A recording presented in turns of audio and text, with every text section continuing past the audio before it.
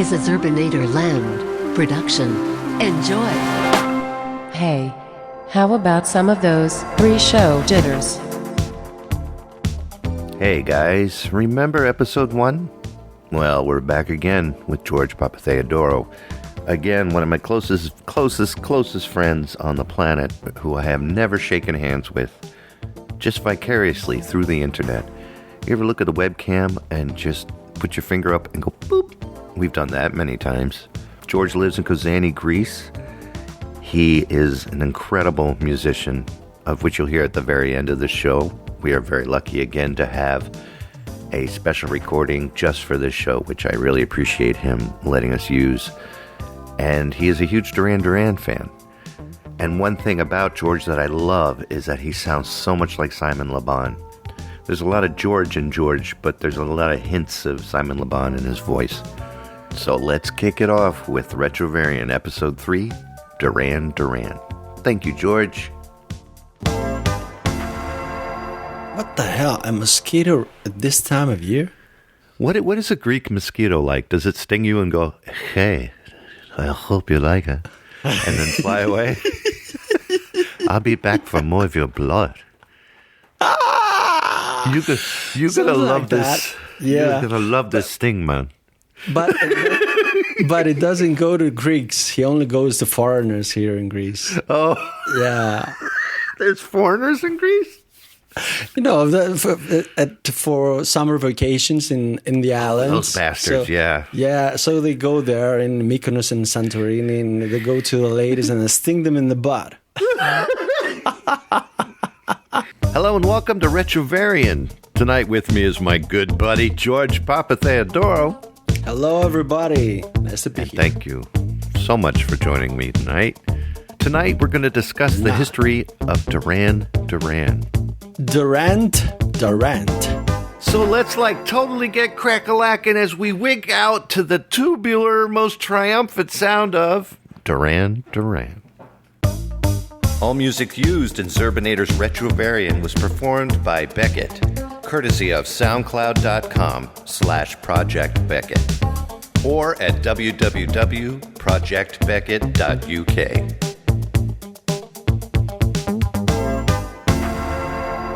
Zurbanator's Retrovarian.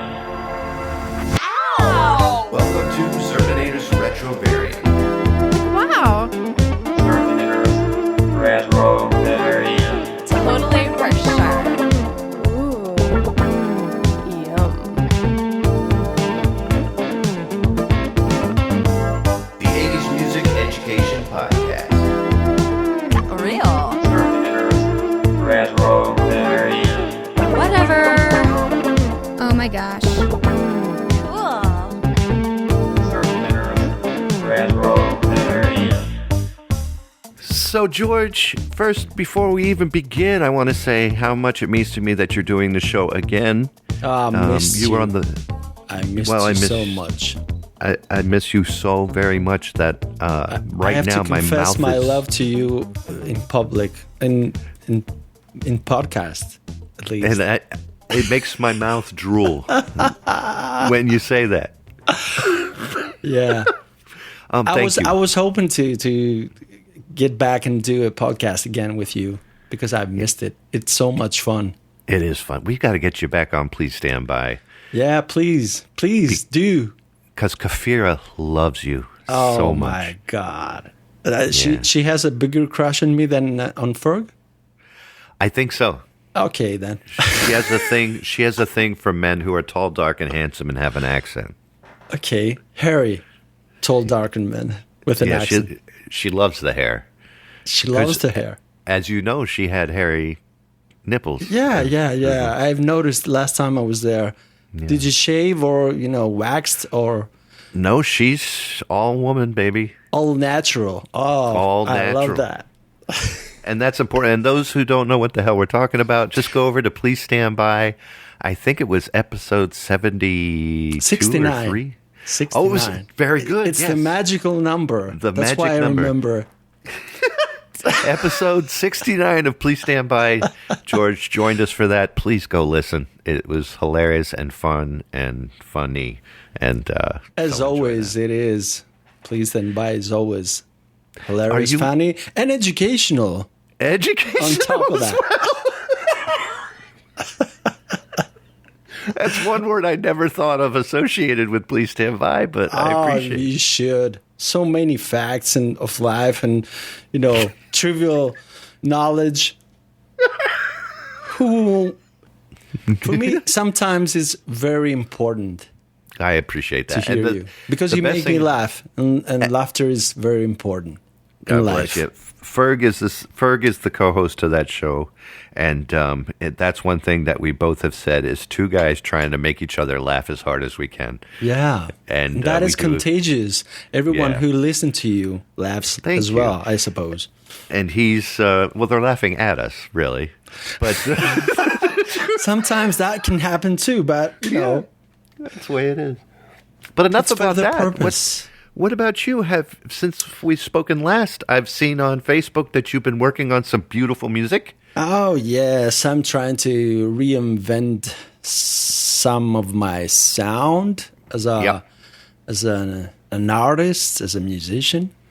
I don't know if I'm doing that great of a job I think you are. to that department, but it seems I have different ideas. So on Saturday, to be honest, I've almost completed a new song with lyrics and music, which is sometimes is quite rare because I usually first write the music, then I record it in my DAW, then I try to write some lyrics, then I try to put that all together.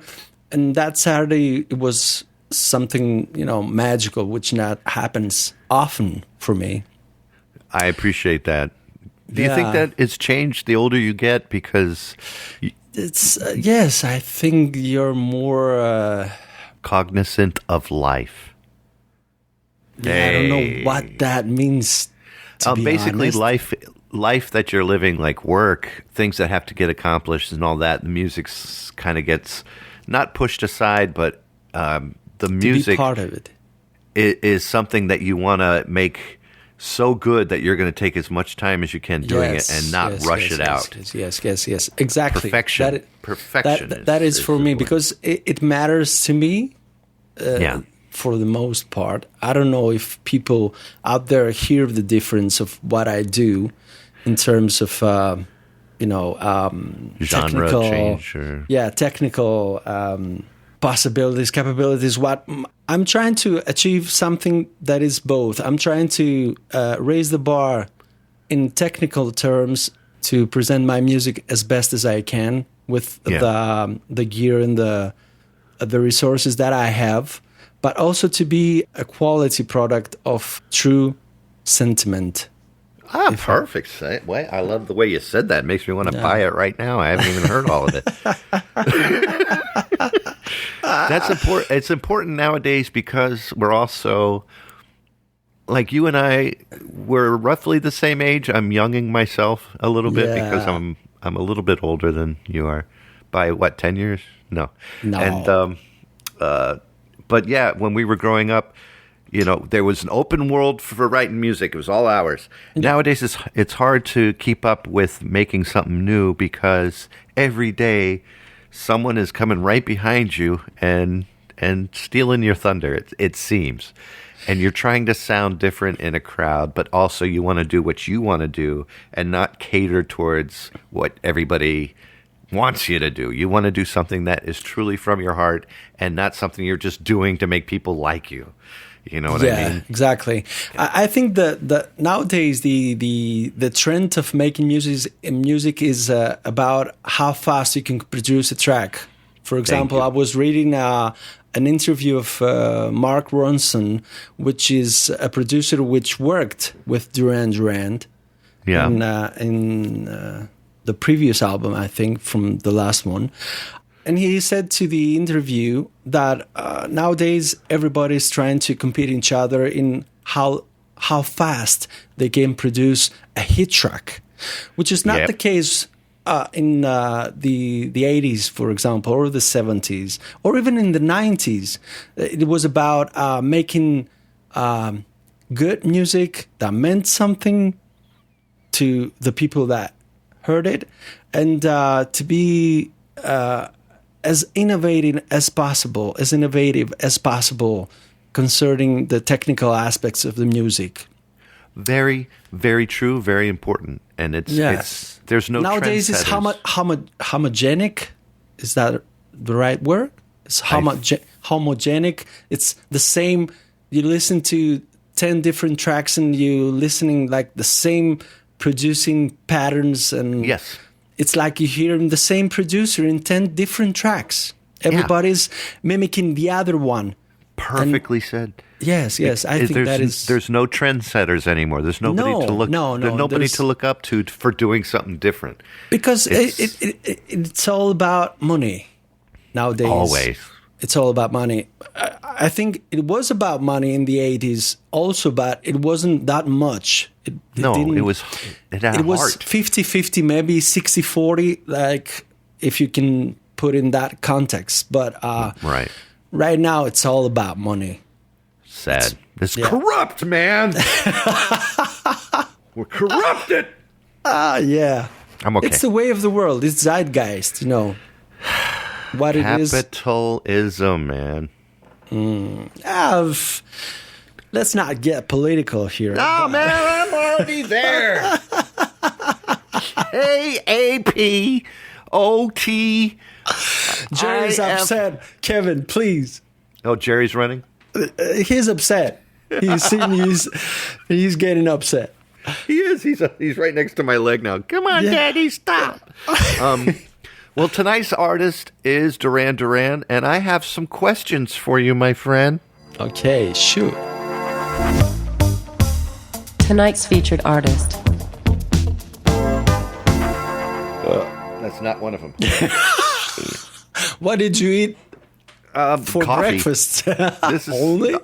This is my second big cup, though. I have 2 of these. How much is that in milliliters? Like 50, 100, 500? I think it's 80,000. I think it's a 32 ounce. 32 ounce? I don't know. We don't do milliliters here. Yeah. Or do You're we? clever, I we suppose. 16, 32. Yeah, this will be a 32, I guess. What do you Ounces? think? I'm not good at that. It's a big cup. I think it's a big cup. I think it's like 4 cups of coffee, something like that. Yeah? I drink what's on the label 10 cups every day. Oh, yeah? Yeah, and I love it. That's like almost a pot of coffee a day. And I love it. I can't function without it. Do you get all nervous and agitated because you drink that much coffee? No! So it's Oh my God! Well, I'm gonna ask you some questions here about Duran Duran, and the first question I want to ask you is: Yes. When was the first time you heard the band? Oh, that was a long time ago. It was, I think I was 11, 12, something like that. Wow. Okay. When their live album Arena first came out, and I heard all of the album. I don't know what happened. I think my older brother came home one day with the album, and we listened to it because my older brother was responsible for a lot of the music that I picked on at that early age. Yeah. That I picked up. So after that, I think it was a show in TV, which was a Cinemax presentation of the Arena live album. Oh, so wow. Essentially, it was the concert. Yeah, I hear it. Yeah. Yeah. And instantly, I was hooked. When I saw them play live at that concert, I was, like there. What grabbed you the most out of that? Was it the harmonies, the way the music was written, or just the feel of everything? I think at that age, it was the energy and the difference of the harmonies and the melodies that I heard, which I haven't heard previously. Yeah. Yeah, in rock groups or other type of music, it was a different element to it. It was recognizable. It was rock in Right. general terms, but it was different at the same time.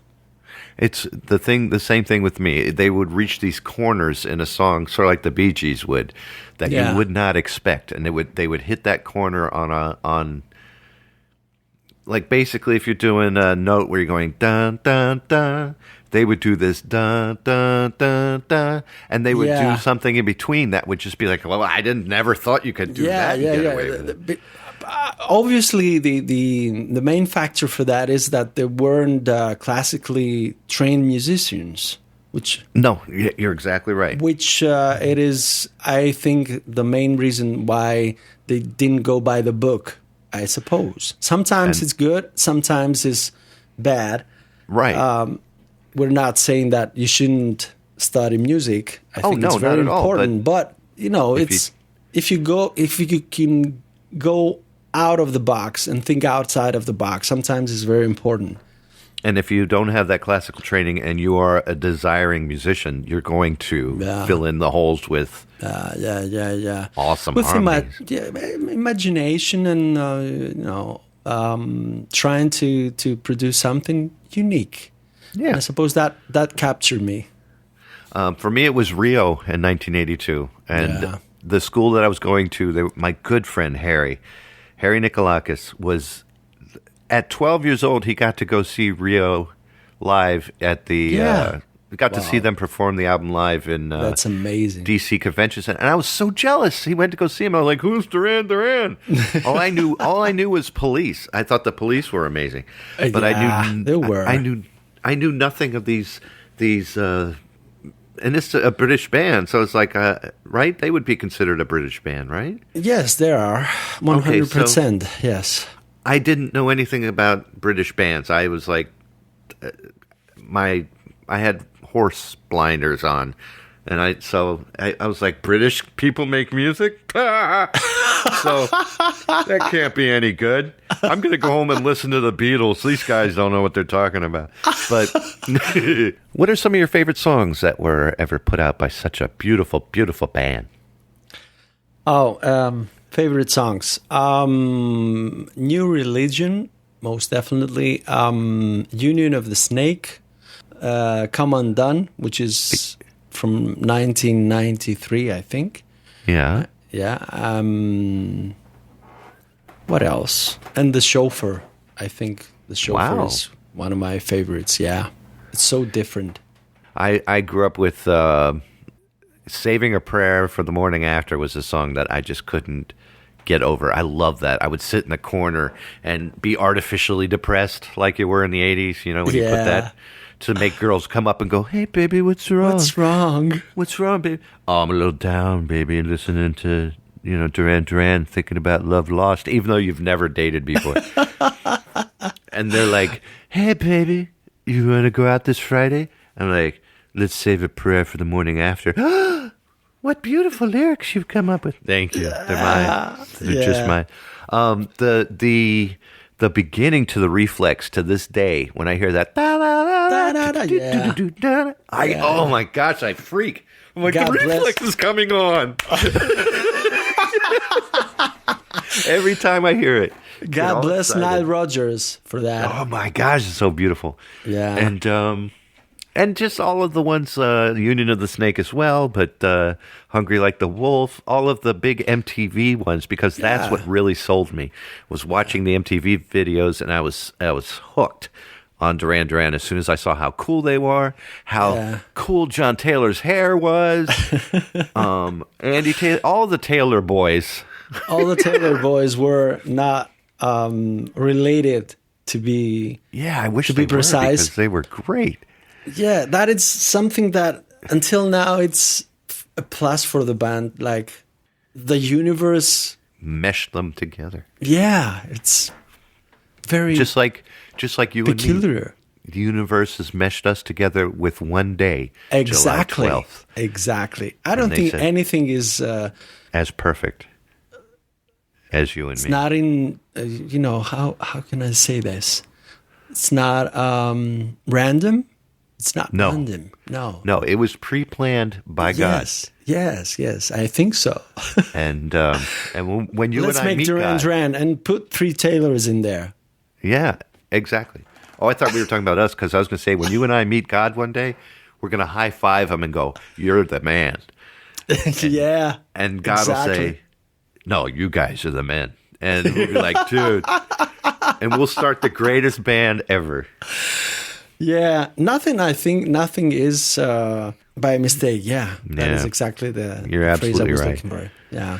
What's your favorite band member, sir? When I was young, it was Andy Taylor, that little Yeah. bastard dancing around and playing the guitar like that. I was very excited to see him. Definitely Andy Taylor because he played the guitar with an attitude. He was a badass. I think he was a badass. Yeah. But now I think the brain behind Duran Duran is Nick Rhodes and John Taylor. These Wow. two are the architects of the sound of Duran Duran. That is my belief. That's keyboards and drums or keyboards and bass? I forget. Keyboards and bass. They're the Bass. founding members of Duran Duran. Okay. So if you listen to the previous, the early stuff, the first album and the second album, and you hear some night mix, I think it's called, for Yeah. for the hits they had, like Hungry Like the Wolf and New Religion and Union of the Sick, and you hear all that synth layers that is in there, and the bass and the drums. You appreciate that sonic environment that was created around the song. Yeah. And that is mainly Nick Rhodes and the then producer Alex Hadgin, which is responsible for many recordings in the 80s, many good recordings in the 80s, like Grace Jones, like Robbie Neville. Oh. Yeah, very, very cool names. And you hear that sonic environment, which are part of early Duran Duran songs. I think right now I appreciate much more of that aspect of the music. And also the lyrics of Simon Le Bon are Yeah. great, are very poetic, I think. If I had to choose a favorite band member, I'm with you on the Andy Taylor because of that fast funk guitar sound that Yeah, I only heard from Prince. And the way that Andy does it is, you're right, he adds a little dirt to it and makes it a little more. Yes. Where Prince is like. Yeah. He has that grit, the The grit British he grit. has. Yeah. And then He has Simon black Le Bon- fingernails. He's like, Well, that's because he works so hard. He's bruised the living shit out of him. yeah. There's just nothing left. And then Simon Le Bon, because of his hair, his face, he looks so much like me when I was a kid. Yeah, he does, to And be honest. not that I look like him. He looked like me. I get confused a lot. I'd go to the store and they're like, Simon? I'm like, no. You should wear a hat when you go to the supermarket. And sunglasses Some people- that are way too fashionable. Yeah. So people don't mistake you for him. Yeah, it happens a lot, even with this bald head. They're like, oh, it's Simon. He shaved his head to try not to get caught, and girls follow him. Yeah. And they're like, hey, you ate a lot, so you look overweight. And I'm like, yeah, it's a costume. Don't worry, Samuel Le Bon. He loves to eat too. If he wasn't in Duran Duran, he'll be like 200 pounds, I'm I'm sure. sure. Well, you got to add 80, and then you'll be my size, 280. The look that he had was so 80s and so... Yeah, he was a cocky bastard, I think. Yeah, he was. And that's He has 80s. that cockiness of the 80s characters. Yes, and it was perfect. Did you ever see them live or ever got to talk to one of the members ever? I was fortunate to see them live when they reunited in 2003, I think. How was that? In 2005, I saw them in Athens, Greece. Oh, wow. It was amazing. I think they exceeded my expectations. Although the set was very toned down and reserved because they had a lot of ballads that incorporated into the live set. Yeah. It didn't bother me, to be honest, but it didn't have the energy of the 80s. early days. Yeah. Yeah. They were a band that they knew how to play their songs and how to present them live. They were 100% playing live, and that is amazing. Not too many bands. They didn't have that thing, like if you go and see Def Leppard, No, it wasn't that, weakened down technical super show. It was right, straight live performance. Yeah, That I is- understand. Yes, that is what I appreciated about them. No special effects, nothing. But I mean, like, you know how Def Leppard will try to perform songs that they did years ago, and the age has taken away a lot of their Oh yeah, strength. Oh, yeah. So yeah. did Duran have that strength? Yes, still? they did. Simon Le Bon okay. was perfect. He was pitch perfect. He delivered the vocal lines. Beautiful. Yeah, and the also Andy Taylor rocked the hell out of that. A couple of songs, which in Union of the Snake, for example, which has that riff, gank, dank, gank, dank, Yep. gank, gank, gank, which I jumped up and down in that song. You have to dislocate your hand to play that on guitar. You have to like pull it from the wrist, enter on, the drills bits, and you put that in there and it goes yeah. because he's fast. He can do that fast. Yeah. It is. It's Nile Rodgers, the funk of Nile Rodgers, but Right. you put some overdrive in there, overdrive, and you make it Duran Duran. Yep, exactly. That's what it was. Duran Duran. It is to this day, to be exact. Yeah. It is the fusion of punk rock or rock with disco and new wave. Yeah, that synth ambience and all that I stuff. love that so much. Yeah, Emulating me that too. nowadays is so fun. I saw them live as well, but it's on my DVDs. So I have one DVD of all their music videos, and I have another one from 2011. I forgot the name of the concert, but it's an hour-and-a-half concert of them performing. And, oh my gosh, it's so delicious to listen to. Yeah. Energy is up. Everything is great. They seem to get better with age. To be honest. Exactly. It's like a fine wine and Yes, good yes. cheese. Exactly. Have you ever covered a song yourself or heard another band do it and just be like, oh my God, that's perfect? I've covered one of their songs. Really? Yes, the chauffeur. I did try to put out a live video song back in the days Of when the video video songs songs. were. Yes, Yeah, right. do you remember Yeah. those? Oh, of course. But I didn't because I was not too happy with the end result. To be honest, Yeah. I've listened to some cover songs that people did make. I think it was that band Six ahead, Underground. Six Underground, I think. Okay.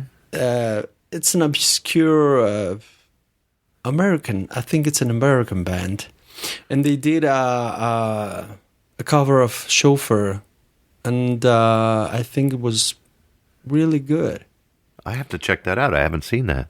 Yeah, it's really good. It has that that goth quality to it. Oh. Yeah, Ooh. it's much more goth and dark and different. The reason I got so excited about asking you if you've done a cover song is because, from what I understand from prior conversations, at the end of the show tonight, we will be blessed with a cover of a Duran song by my friend Georgie Poo. Oh yeah, Thank you so much. for everybody to laugh. No, nobody laughs at anything George does. And if we do laugh, you. it's out of sexual frustration. I my tried. I tried my best to do Save a Prayer when I was a kid. Yeah, oh, Like around I'd 1920. love to listen to that. I have no clue where it is. I just remember sitting at a Kawai K4 keyboard. That's how long ago it was. And I'm trying so hard to get that. That riff is amazing.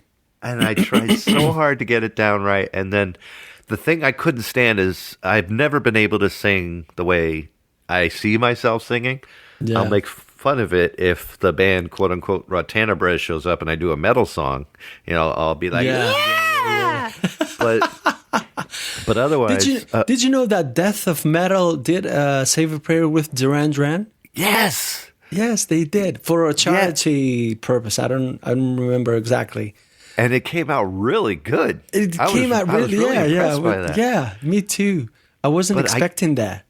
I couldn't sing I just couldn't sing. It sounds like save a prayer for morning after, and there was no auto tuning back then. And if there was, I would have used the crap. Out of it. But it was really bad. So.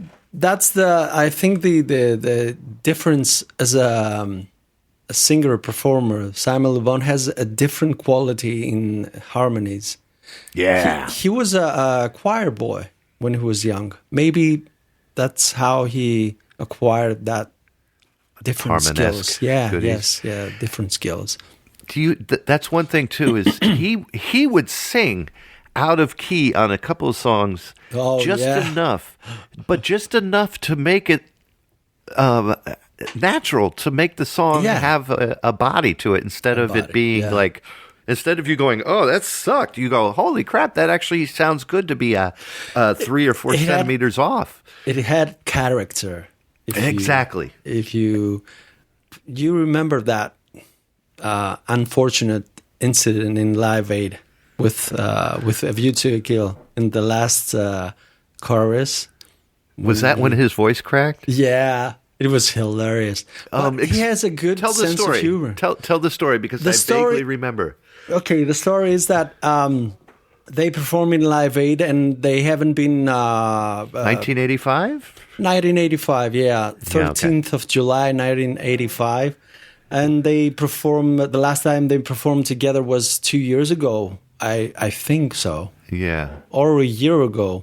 Something like that. So it was like 1982, 83-ish. No, 84. 84 was the last time. A year ago, yeah. So he wasn't, in the form of singing that high key, because it is high key. View to a Kill is it's not very high key, but it's not a low key song. And don't get that confused with haiku, which is a completely different. No. Thing. It's not a high key. High key is another Asian word for a very high note. High note, yeah. Sorry. Go ahead. And in the last phrase, in the outro of the song, when he goes with a view to a kill, and and that he cracked there. I remember. And the video camera pans to Andy Taylor, which plays the guitar, and who plays the guitar, and he's like, oh shit.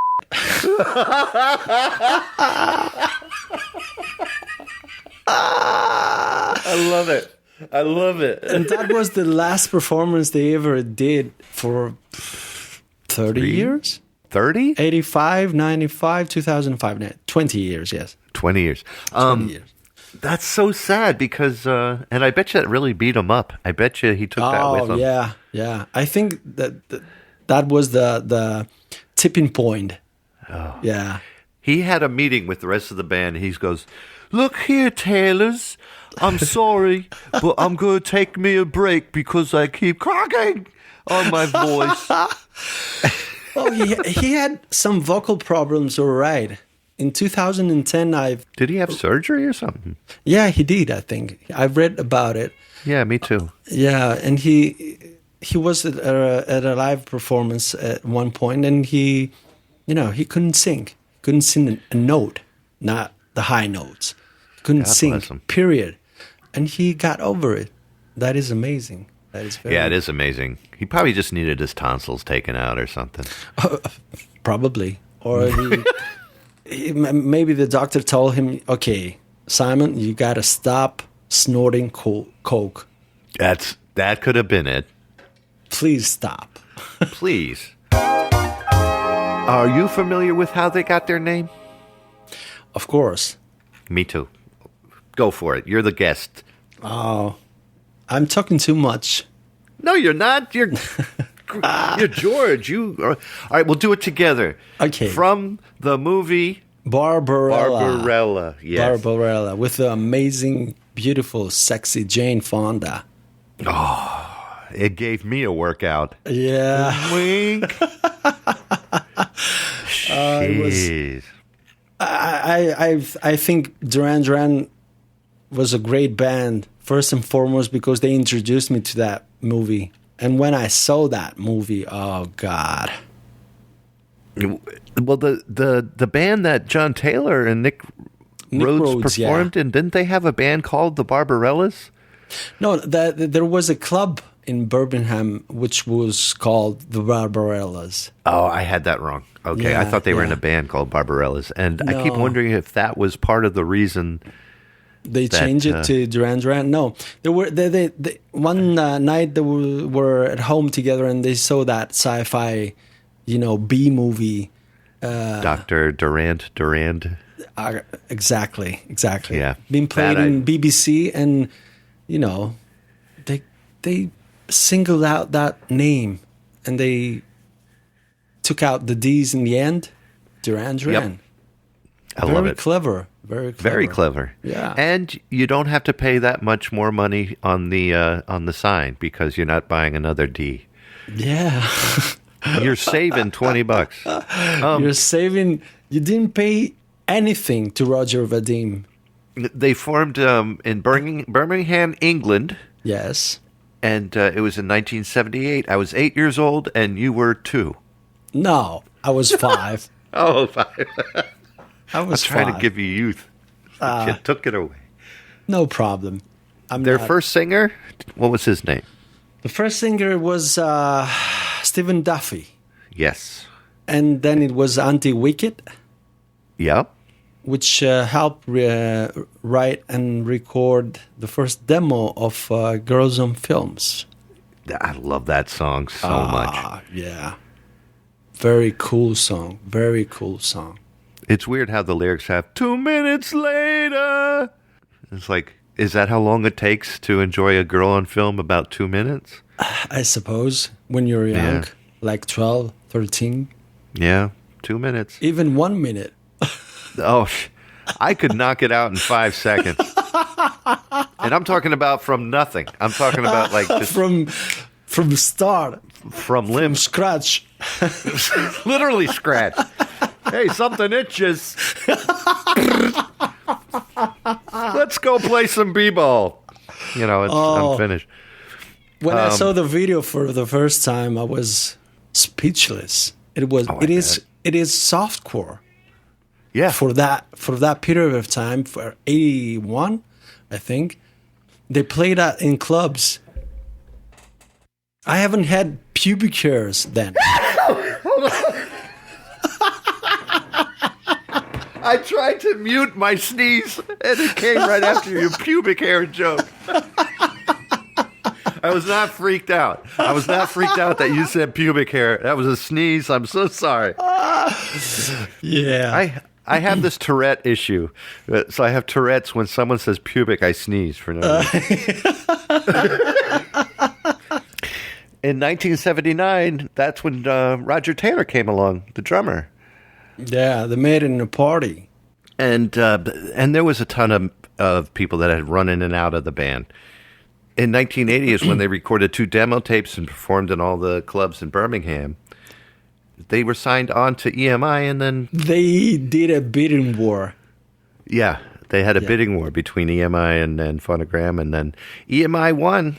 Yes. And there were Beatles. The Beatles were in EMI, so it wasn't a difficult choice for them, I suppose. that's very true. Yes. And from that point on, it was time to make some frickin' albums, and they were constant. They kept on putting out albums that just were flying through MTV. If it wasn't for MTV, do you think they would have gone so fast?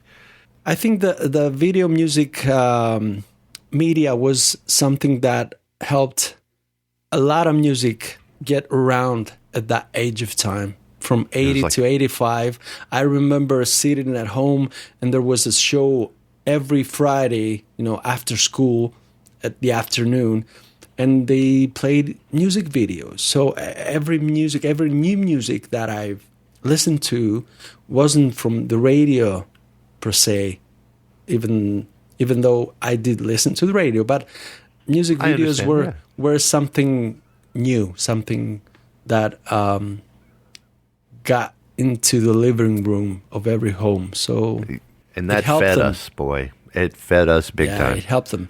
And their videos were so hedonistic and escapism, that sense of we're having a very good time. We're living the Dolce Vita kind of aesthetic, which people loved, I think, in the 80s. In 1984, the Band Aid got together to perform that "Do They Know It's Christmas" for the people that are starving in Africa.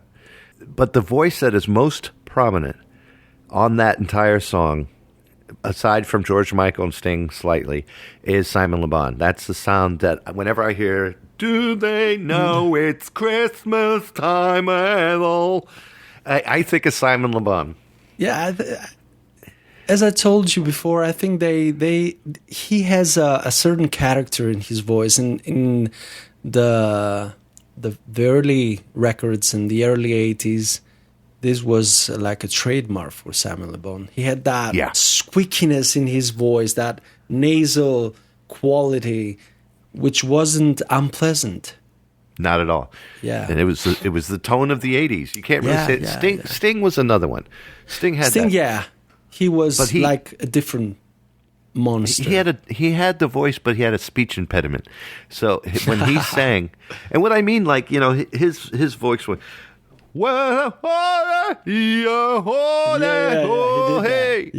don't know what he's saying.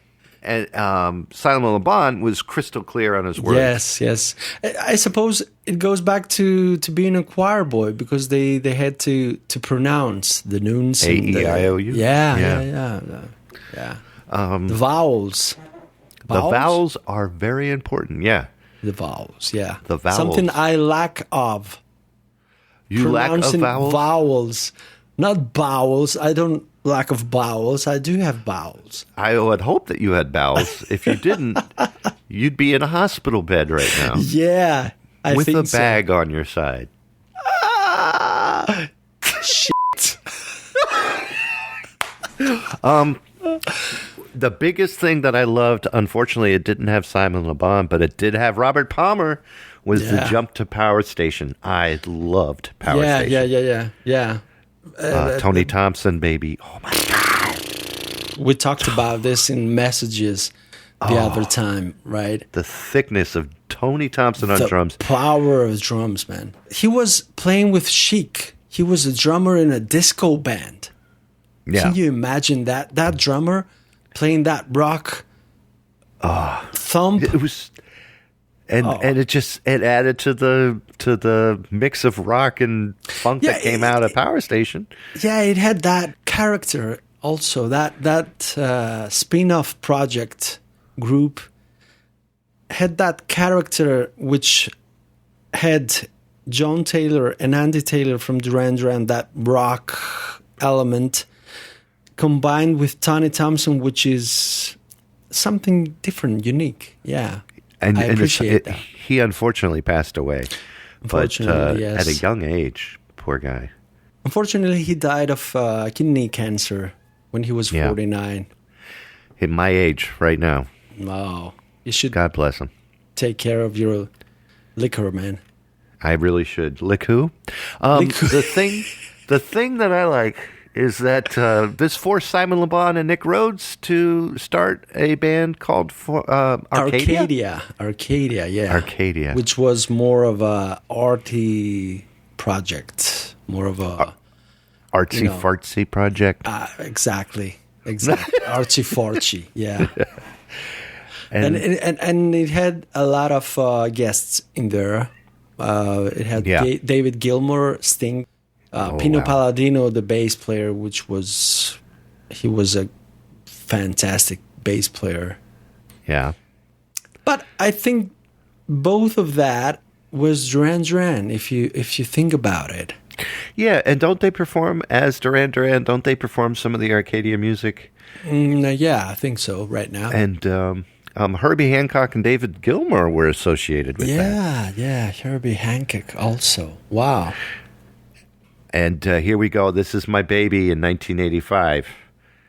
When James Bond movie came out. Yeah. A View to a Kill was one of my... Oh, and it had that Tony Thompson sound. Yeah, drums. exactly. I suppose they recorded that first, and they were like, "Okay, we're gonna keep that drum sound." Yeah, that gated, gated. Wow. Yeah. My cats are going crazy on that. You guys know Tony Thompson? John Barry, who was the main composer in James Bond themes, had a disagreement with Nick Rhodes when the chorus ends and they have that kind of orchestra effect to go back to the verse. Yep, gotcha. Something like that. Gotcha. That chords in there are, different key than the rest of the song.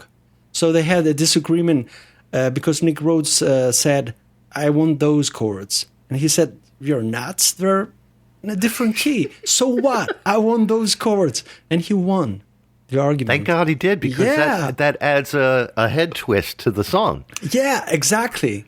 It really That's why I appreciate the guy, because he's out of the box thinking guy. Out of the box. Amazing.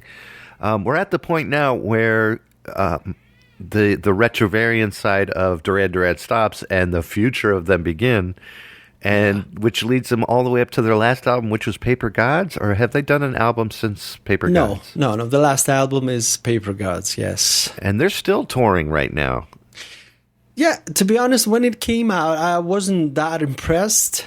In 2015, I've listened to a couple of songs, and aside from the fact that they went to write a song with Nile Rodgers again, which was a very good song, the other album, I wasn't entirely impressed with it. But as I listen to it now, I think they were a bit ahead of their time in 2015. Yeah, they're always, trying to break new ground. And for a band that is around for 30 years now, 30 plus years, I think they're doing a great job being contemporary while they're maintaining their original, mojo form, if you call it. Their roots, they keep them. Yeah. Apart from a couple of tracks mojo. Apart from a couple of tracks that I didn't appreciate, one being featured Lindsay Lohan, I think. I wouldn't put out that song, but they have some pretty good songs in there. Yeah, I haven't heard that album except for a couple of songs maybe on the radio, and it's been like, because you hear that Simon Le Bon voice. Yeah, you're like, that's that guy from Live Aid and Band Aid. That guy. And you take it. I killed it. That's that guy. I just killed Duran Duran. Exactly.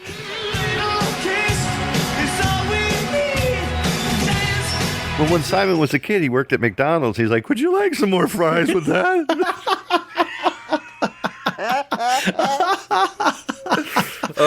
Duran Duran did work with a lot of record labels in their time, which is great, because sometimes record labels will grab you and go, "No, you're ours," because we want the money. But here we go. EMI, Hollywood Records. They worked with Epic Records, which I love, Sony BMG. They've worked with S-Curve Records, which I've never really heard of until just now. And they worked with Warner Brothers Records, which to me, and they're with them right now to present, the biggest company I guess you could have next to Sony BMG. I suppose, yeah. I suppose. Yeah. The S-Curve is a small indie label. That's why we haven't heard of that record label. The members, Duran Duran had a roller coaster of members living in and out of the band. It was an open door policy. Yeah. You can join in whenever you want. We have a triangle over there. Can you play that? Yeah. They started out as a 5-piece band with Samuel Le Bon. The Fab Five, yeah. With Samuel Le Bon, Nick Rhodes, John Taylor, Roger Taylor, Andy Taylor. At some point, the two Taylors left the band, Andy and Roger. Then they had Warren Cucurulo, who was the guitarist with Frank Zappa and Missing Persons. An awesome guitarist. Yes. Who was agreed. with them until 2001. A hell of a guitarist. Great guy. I think he brought new life to the group. And then it was the reunion in 2005, which they were 5 again. The original of the Snakes. Exactly. The reunion of the Duran Duran. And they got together and they went... And they ate snakes. Everybody. Yeah. I don't know what especially that meant. The ladies. And then Andy Taylor left the band. He didn't want to be a part of a band who produced with Timbaland and Justin Timberlake. And to be honest, who can blame him? I can't blame him, but I think he had a problem with timber. Because they both had timber in their names, and yeah, he had problem getting wood. No, he's a rock guy. You know, he's a not rock up for guitarist. He's not hip hop and all that. Yeah, he cannot cope with that. So I can't cope with hip hop. Up until now, they're the 4 original members today. And that's great. That's what's important. So the DVD that I have, thank goodness, is pretty accurate. Yeah, they didn't rip you off, man. You got the original one. 80s. Lyric. Dissection. Now you and I are going to have a blast. Do you know why? Yeah, why? A new segment for the show. Before we were doing a thing where you could watch an MTV video and we would make fun of the video, and you could play the podcast to the music video and we would commentate it. Well, we're going to change that because, most listeners are listening in their car or jogging and aren't watching television. You cannot participate, right? What we're going to do tonight is 80s lyric dissection, and we're going to do Girls Just Want to Have Fun by Cyndi Lauper. Oh, cool. So what we're going to do, we're going to pull up the lyrics. We're just the right guys to do that, right? Oh, of course, because girls want to have fun, and who do they want to have fun with but George Papatheodoro? And Kevin Zerbe. Oh, thank you. And the other thing is that we do enjoy dressing up as girls at night, right? So what we're going to do is go down the lyrics of the song. So what we'll do is Girls Just Want to Have Fun by Cyndi Lauper, and what we're doing is reading the lyrics as they're printed, and we're going to give you our opinions on how they must have come up with this idea. And George, if you would please take the reins and kick this off. Okay, I hope anyone cares about this, but I will give it a try. Okay. I come home in the morning light. My mother says, "When you gonna live your life right?" It seems to me like it's the first emancipation of the 80s girl who likes to party and go out all night, and her mother who wants to get her married and have a bunch of kids is yelling at her, very typical of mothers, right? Very typical of mothers is true. Yeah. So she's just stating the obvious. I'm like a party girl. Who cares? That's because she wants to have fun, you know. Exactly. Well, she says to her, she says, "Oh, mother dear, we're not the fortunate ones. And girls, they just want to have fun." Well, the thing is with that, is Cindy's saying, "Hey, I'm not fortunate. I'm no cookie you open up and read what's going to happen to you. I'm not a fortune cookie." What I'm telling you is, mother dear, which I still love you, mother, but we're not fortunate like you were growing up through the Depression and through, having your parents complain at you about World War II all the time. No. Yeah. I just want to have fun. I could care less about history. I want to go out and drink and smoke weed and dance. All night. All night long, without baby. money. That's which what you I'm don't saying. give me. Right. Now you How can do go I on get to- money? You get That is something to ponder on. The phone rings in the middle of the night. My father yells, "What you gonna do with your life?" Okay, she met a boyfriend last night, man. Take it easy. The guy is calling her to hook him up. Her. Yeah. Whom? Yeah, it's Whom? a Yeah. booty call, as A we booty say. call. Yeah. Can I come over? Are your parents asleep? Are your folks asleep? Do I need protection? I know. I remember those days. Are you? Did you prepare? It's that time of the month. Oh God, I forgot about that. And that's right. And now the father's on her too. The mom's giving her crap, and now the dad's giving her crap. Yeah. Oh, daddy dear, you're still number one, but girls just want to have fun. Like, okay, well, the truth with that is, his father, you're always first in my heart, and no other guy is going to take that away. Yeah, and don't he be calls her jealous. daddy. Yeah, he calls me daddy dear. Well, that's kind of scary. There's a movie Yeah. called Mommy Dearest. Yeah, it is. Which is not good that you call me mommy dearest, and here we are with daddy dear. Still number one, but girls just want to go out again and act like silly fools. Let the guy come over and have sex with your daughter. Nah, maybe he will have phone sex. Who cares, man? I don't know if they had that back then, did they? Didn't they invent it? Maybe late 80s. Maybe late 80s when Yeah. cell phones came out and you could do it from the car. But I suppose. Yeah. Yeah. Okay. That's all they really want, some fun. When the working day is done, oh, girls, they want to have fun. Oh, girls just want to have fun. Girls and boys want to have fun. So we're at the age where feminism is more prominent. And that's why the verse ends, girls and boys want to have fun. And that's the only time you're ever going to hear about boys in that song. Yeah, I suppose.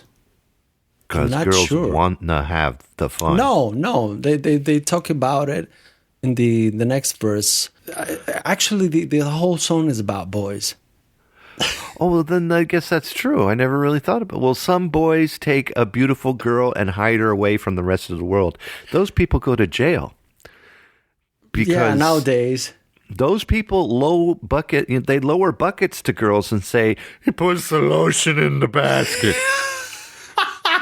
That's what happens with that.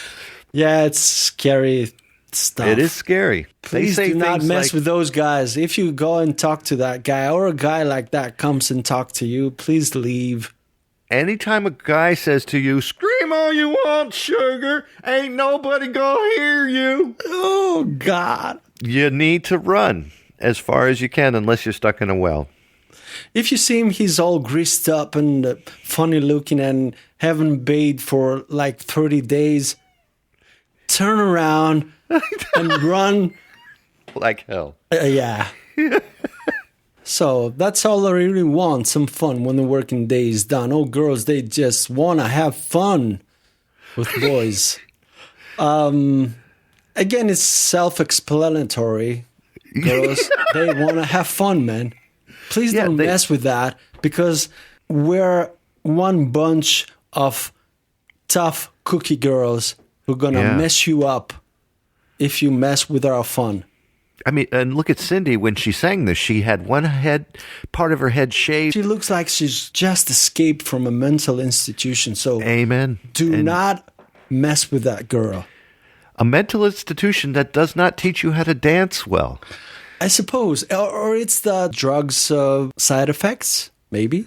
Maybe. And have you noticed that she took a waffle iron to her head? Oh yeah. It's kind of scary. At some point, I think she danced around and her finger went to the outlet in the wall. Yeah, and I think got so. electrocuted. And oh, what a nice haircut! I will leave it like that. It looks good, and I want to, for some reason, have syrup. So, oh, when the working day is done, oh girl, girls just want to have fun. And do you know what that means? That she had trouble saying the sentence, when the working day is done, girls want to have fun. She had to keep saying it over and over again to make sure she understood herself. It's like Eddie Murphy. Have you seen Delirious? He was talking about James Brown at one point, and he said, oh, "I need a word here." Hi. That's why. Yes, I love that. Yeah, it's cracks. me up.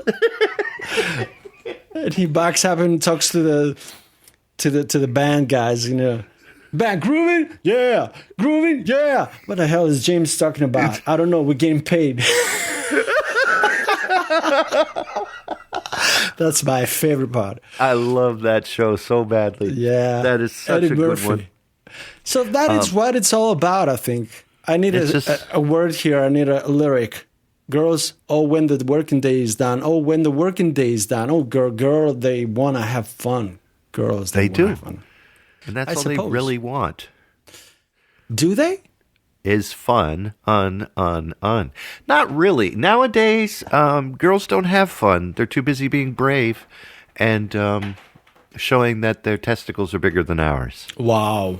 So the younger generations nowadays feel that are more they're more free to express and do stuff that usually guys did to be cool. Yeah. So now girls, they can do that and even more sometimes. Do you think nowadays boys just want to have fun? I think nowadays it's very mixed up. I What think happens? I think it changed. Like it flipped. Girls don't want to have fun anymore. They want to be in charge, and guys Yeah, just I think have fun. maybe.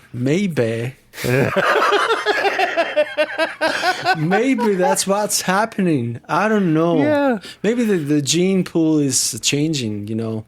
I think for the next 10 years we will see a woman president in the United States.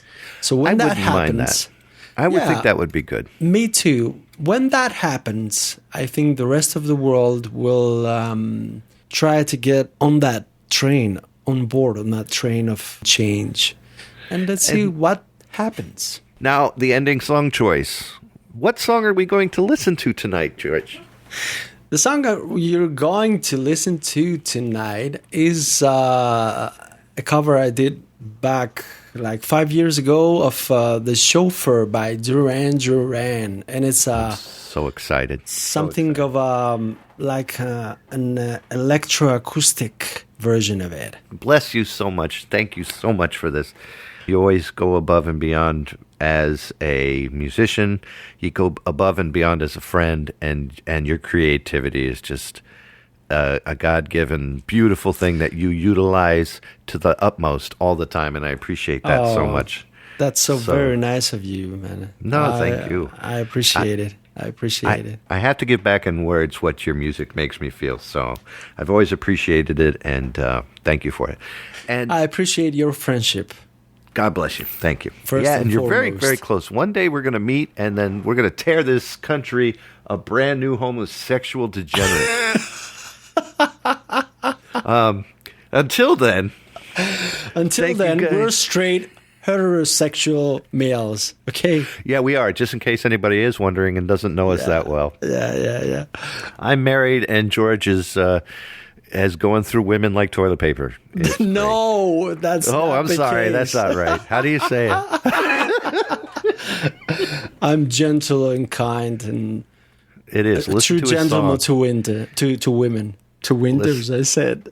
See? This is why he's single right now, but that's all right. Obviously. I'm out the window with the first, difficulty. That's okay. That's why they call me the window man. Oh, I see. As long as you leave it open. Lock that window, and you'll have George for life. It's the main entrance. I go in from the window and I go out from the window. Yo. If you hear a tap at night, open that window for George. Out on the top lanes, the clouds are moving. Oh, looking for a new place to drive. You sit beside me, so newly charming. Sweating dewdrops glisten fresh in your sight. And the sun drips down, but it never behind the front of your dress, so shadowy line. The drawing engine throbs in time, and you're beating heart.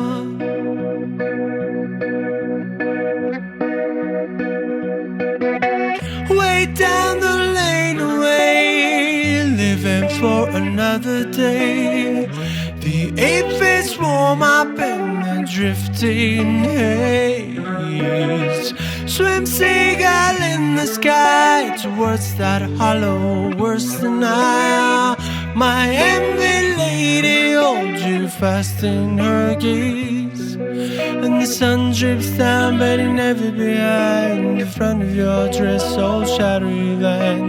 The drawing engine throbs in time at your beating heart.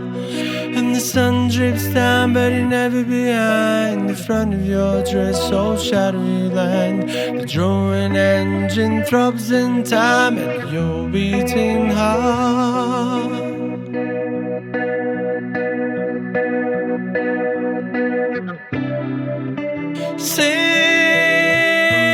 Sing blue silver air.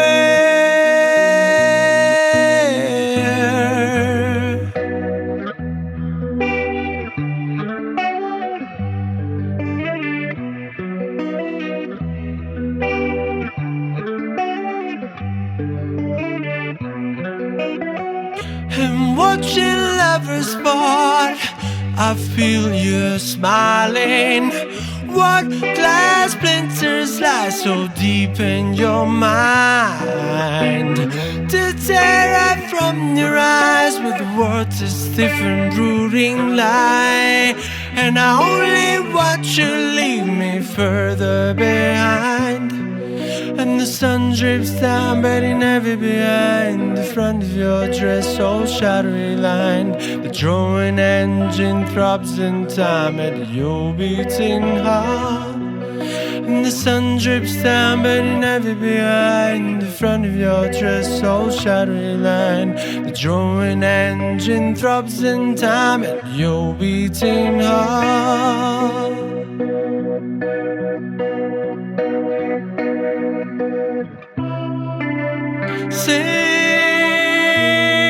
Sing blue silver air. Sing, sing blue silver air.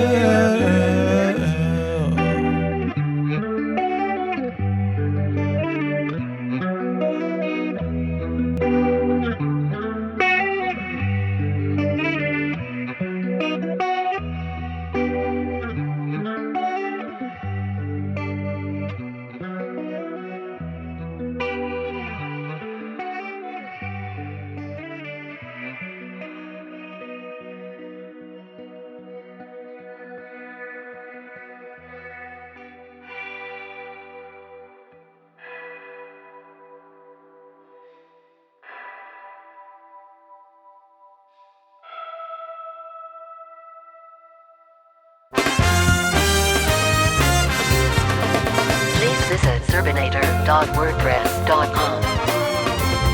Visit Zerbinatorland on Facebook, Google+, and Twitter. All shows available in iTunes, Stitcher, RSS download, and Google Play. Thanks for listening. Have a good night.